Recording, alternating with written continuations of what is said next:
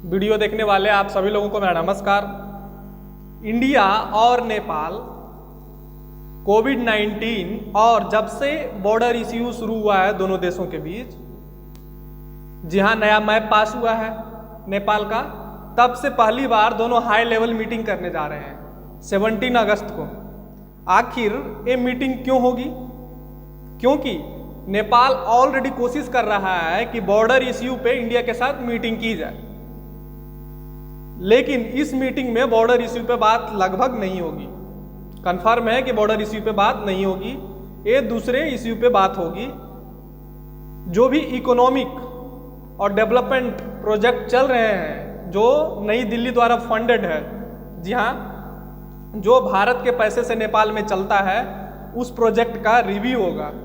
कहाँ तक आखिर वो प्रोजेक्ट पहुँचा, क्या खामियां हैं, कैसे उस प्रोजेक्ट को एक्सेलरेट कर सकते हैं। इसके लिए एक मैकेनिज्म ऑलरेडी 2016 में बनाया गया था। ये किसके द्वारा बनाया गया था? नेपाल के then prime minister Pushpa Kamal Dahal उर्फ प्रचंड। कम्युनिस्टों की ही गवर्नमेंट थी, प्रचंड के समय बनाया गया था, जिसमें एक हाई लेवल इंडियन ऑफिशियल होता है इंडियन एम्बेसी से, और एक होते हैं नेपाल के हाई लेवल ऑफिशियल्स, वो फॉरेन सेक्रेटरी लेवल का या जो भी है वो होते हैं। उनके बीच मीटिंग होगी। जो दिल्ली द्वारा प्रोजेक्ट चलता है नेपाल में, उसके डेवलपमेंट के लिए। हालांकि नेपाल कोशिश कर रहा है कि इंडिया के साथ अब बॉर्डर इश्यू पे बात की जाए, लेकिन इंडिया अब उनको भाव नहीं दे रहा है, क्योंकि ऑलरेडी एग्जिस्टिंग मैकेनिज्म था इंडिया और नेपाल के बीच। नेपाल ने वहां नहीं उठाया ये मुद्दा। अगर वहां ये सॉल्व नहीं होता तब जाके नेपाल नया मैप पास कर देता या जो भी है, लेकिन नेपाल ने ऐसा नहीं किया। और कुछ लोग बोल रहे हैं कि इंडिया ने पहले मैप पास कर दिया था। उन बेवकूफ़ों को मैं ये बोलना चाहता हूं कि ये जो मैप था, ये इंडिया ने जो मैप रिलीज किया उसमें मॉडिफिकेशन किया जम्मू कश्मीर वाला एरिया, ना कि नेपाल वाले जो काला पानी वाला एरिया ऑलरेडी पहले से इंडिया में था। फिर भी अगर कोई शिकवा शिकायत थी नेपाल को, तो उसको यहाँ उस मैकेनिज्म में रख सकता था, जो कि नेपाल ने ना किया और डायरेक्ट पास कर दिया। तो उन्होंने बाईपास कर दिया, तो बात करने की अब कोई तुक नहीं बनती है। हालांकि अगर बात हुई तो इंडियन गवर्नमेंट की दरिया दिली होगी। अब मैं आता हूं जो प्रोजेक्ट पे बात होगा उसके बारे में बोलता हूं कि इंडियन पैसे से नेपाल में बहुत प्रोजेक्ट चलते हैं। उसके रिव्यू के लिए यह मीटिंग होगी। ये कंफर्म हो चुका है 17 अगस्त को पहली मीटिंग होगी। नेपाल के प्राइम मिनिस्टर, नेपाल के फॉरेन मिनिस्टर ने ये बातें बोली है कि there is no alternative of talks. बातचीत के अलावा नेपाल के पास कोई रास्ता नहीं है, और उन्होंने बोला इंडिया के पास भी।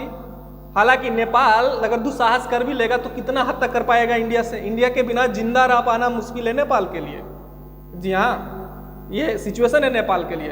तो वो बोले हैं कि बातचीत के अलावा कोई रास्ता नहीं है, और ये जो बॉर्डर इश्यू हो इसको हम एक दूसरे जगह रख देंगे। आइसोलेशन वाले बात है, इस मुद्दे को आइसोलेट करके दूसरे मुद्दे पे बात करेंगे। लेकिन उनको ये समझनी चाहिए कि दिन भर इंडिया के खिलाफ स्टेटमेंट देते रहिएगा तो कितना पॉजिटिव डेवलपमेंट होगा। उन्होंने ये भी बोला है कि ये 1 स्टेप पॉजिटिव डेवलपमेंट है, लेकिन कितना पॉजिटिव डेवलपमेंट होगा वो तो आप समझिएगा। अगर आप अपने हरकतों से बाज नहीं आइएगा तो कितना दिन तक पॉजिटिव डेवलपमेंट आप करवा सकते हैं वो तो आप भी जानते हैं। कोई देश कितना दिन आपको टॉलरेट कर सकता है। और अभी हाल फिलहाल 2019 सितंबर में इंडिया ने नेपाल को कितना हेल्प करता है इंडिया, मैं वो बताता हूँ। इंडिया ने नेपाल को गिफ्ट किया ऑयल पाइपलाइन। जी हाँ, जो इंडिया के मोतिहारी से नेपाल गया, उससे क्या हुआ, नेपाल में जो पेट्रोल की कीमतें हैं वो कीमत 2 लीटर 2 रुपया 2 रुपया, जी हाँ, 2 रुपीज़ पर लीटर कम हो गया। उस पाइपलाइन के इंडिया ने जो गिफ्ट किया, उस पाइपलाइन के द्वारा इंडिया के बरौनी रिफाइनरी से नेपाल को तेल जाएगा, और पेट्रो प्रोडक्ट्स इंडिया ही देता है नेपाल को ज़्यादातर। लगभग 1.33 मिलियन टन अभी भी जाता है, और डबल होने का चांस है 2020 के बाद। ये सारी सिचुएशन है। तो इंडिया ने 2 रुपया कट करवा दिया नेपाल के ऑयल से, क्योंकि उसमें ट्रांसपोर्टेशन होता था। आप ट्रकों से ले जाते हैं तो ट्रक में ज़्यादा पैसा लगता है, पाइपलाइंस में कम लगता है। इंडिया ने दिया ये सितंबर में ही 2019 में, लेकिन नेपाल भूल गया। ठीक है, मैं अब भी बोलता हूँ कि हो सकता है नेपाल गवर्नमेंट को सद्बुद्धि आएगी, उनको लग रहा होगा कि अब हम इंडिया के बिना जिंदा नहीं रह सकते। सच्चाई है, इंडिया से लड़ाई करके आपकी कंट्री एग्जिस्ट नहीं कर सकती, ये सच्चाई है।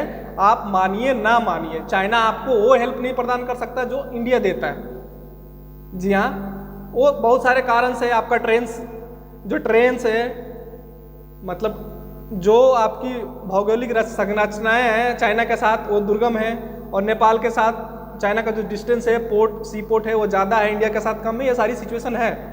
और सबसे बड़ी कल्चर हमारी और आपकी सेम है, बेटी रोटी का रिलेशन है इंडिया और नेपाल के साथ। तो अभी बहुत बड़ी डेवलपमेंट है, होप नेपाल को सद्बुद्धि आ ही जाएगी।